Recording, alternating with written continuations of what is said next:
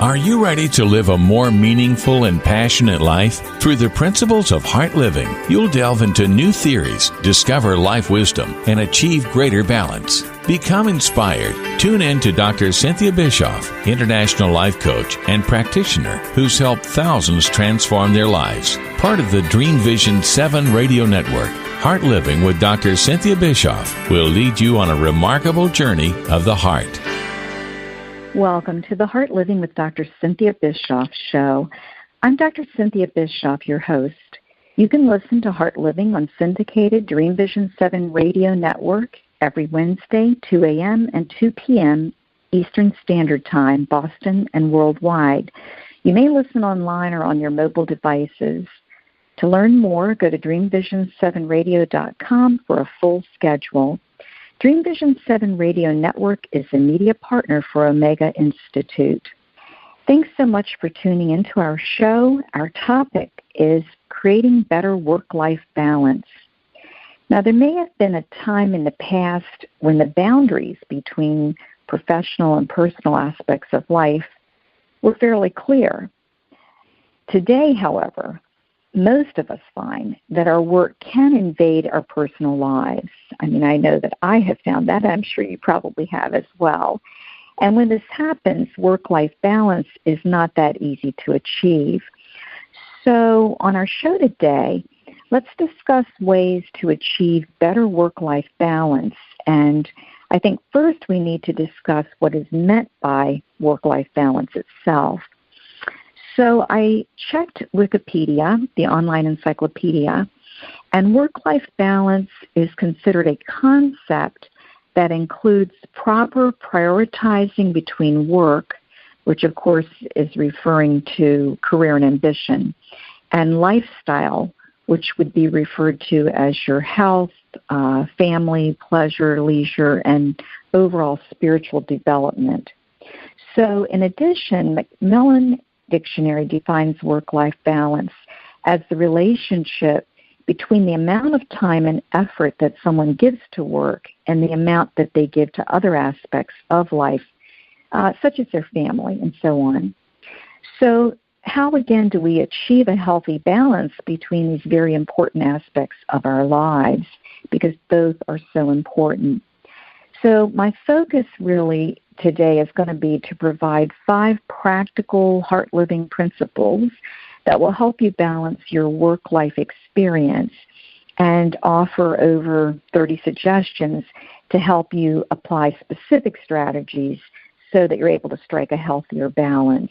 This material that I'm going to be using with my principles is something I've taught a number of times, so I'm excited to share that with you today on our hour. So Heartliving principle number 1 in regard to better work-life balance, I consider it this, that to improve work-life balance, first you'd have to evaluate your relationship to time and to choice. Now let me explain. So, you see it's true that we have only 24 hours in our day, but we do have choices in how we allocate our time. We can choose that. And we have to remember that each of us is living a life of our own design. So, we have the freedom of choice in that way as well. So how do we manage and track our time? Let's begin with some suggestions on how we can do that. And first of all, let's talk about just managing your time. So one of the most important steps, in my opinion, in creating work-life balance is to evaluate and acknowledge your priorities. To actually say to yourself, okay, these are my priorities, acknowledge them, and then begin to evaluate them. Now, this could be as basic as making a list of the tasks that you want to accomplish in a day, and this could be, true whether it's a day at work or a day off, and also which tasks are most and least important. That would be, likewise, I think, really an important thing to do. So first you'd create your list, and then you'd rank order the items by priority. Then you'd allocate certain amounts of time for the tasks that you want to accomplish and in what order you want to accomplish them. So as you would decide on time sequences, You would also want to consider your most productive times of the day.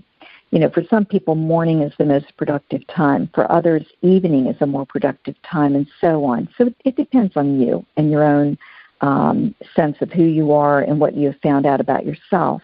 But some people do prefer also to place harder tasks earlier in the day in order to go to the easier tasks as the day wears on. So there are lots of ways that we can manage time and order our time. So the second thing, besides just overall managing your time, would be to track your time. Now, how would we do this? Well, throughout the day, you would keep track of your progress and reassess the list frequently, checking off items as you go. And you would do this both in planning and in tracking. You would pace yourself in, for example, half-hour or hour intervals. And in that way, be mindful of what you're doing and what you're accomplishing as you go along. And even though once in a while, you'll have the putting out a fire day, through managing and tracking your time overall, your relationship to time and to productivity should improve because you're applying more mindfulness to the day itself. Now, if on the other hand, every day feels like a putting out a fire day, because I've had people tell me that, then you really need to do a much larger assessment about not only your relationship to time, but of course your relationship to life choices. Because, if every day is a putting out a fire day, what toll is your work life or personal life taking on you, your health, your life balance, and so on? And are you actually being required to do more than is possible in a day? Now, somebody else may be requiring you to do that, or you yourself may have chosen that this is what I'm going to do more than is possible. So you'd want to look closely and say, how did I create this lifestyle? And of course, what can you do about it? That would be the next question. And how might you choose differently if you had greater awareness of the bigger picture? How might you make different choices? So again, manage your time, track your time. But as you're using your time more efficiently, there's another tip, and that is don't postpone things till later. This is really about tackling every issue when it's fresh and not leaving it for a different, what would be called better time. So many people do that and then never get to the item itself. So if you've thought about something that you need to do, now this could be as simple as a call or a brief email, it is really considered to be best to do it right then, or at least when you truly have the next opportunity. Because when you let things pile up, also that creates that putting out a fire day. So again, don't postpone things for later. Now, another way to create balance, of course, is just to become more organized in general. When you become more organized, the added structure in your life can really help you save time and reduce unnecessary stress and just really provide a more balanced mental energy. So what would better organization look like, realistically? Well, this would mean that you would organize your tasks efficiently, and whether they would involve work or home, like running errands in efficient time frames, doing a load of laundry every day rather than saving it all for the day off. Whatever it is, just, how would my time be best spent if it were more organized or my tasks were more organized? And basically, you do what makes you most productive and efficient. That's the key, okay? Not somebody else but you. So as you organize your work and the personal tasks, it can also help for you to put home events on a weekly calendar too. And this way, you aren't going to underestimate the amount of time you need to feel comfortable with all your commitments. Because so often we have the personal commitments kind of in our mind and the professional ones pretty much spelled out. But it's helpful to have both on one calendar so that you can get a feel for what overall your commitment to time is.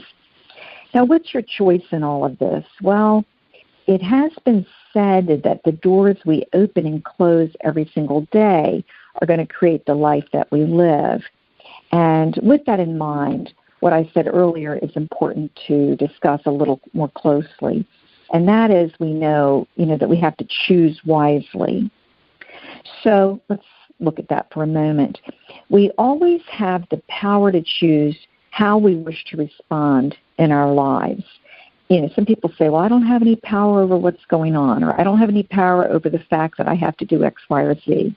But first of all, no matter if you have to do X, Y, or Z, you do have the power to respond in a certain way and to handle that task in a certain way and so on.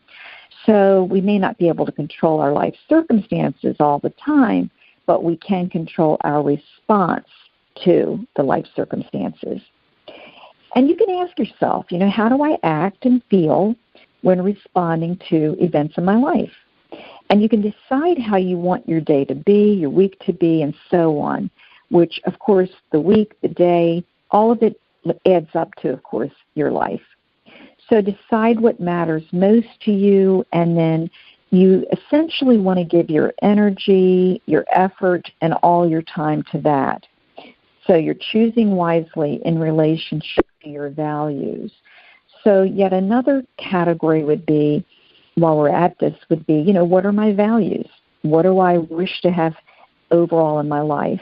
Because sometimes we get up in the morning and we just do so we can have. And I like to think of the idea as there's a state of being, there's a state of doing, and there's a state of having. Now, if you never get in touch with the state of being, that's when you're going to wake up, alarm goes off, and you do something, whatever that is, so that you can have or end up with a result. But if you wake up in the morning and have even a few moments to assess, how am I being? What is it I want to be? Who do I want to be today? What is it I want to have happen today? So being is kind of like a mindfulness and an intentionality. Then you can have your doing be a reflection of what it is you want to be. And you don't overlook the important things either, but instead you make sure that you know what is really important to you. Now, along the way of choosing, choose wisely as we put it, let's look at Heart Living Principle number 2, which is balance, achievement, and enjoyment. This, I know, for many people, it seems like it would have little to do with the work-life piece of things, and also, in some cases, a professional.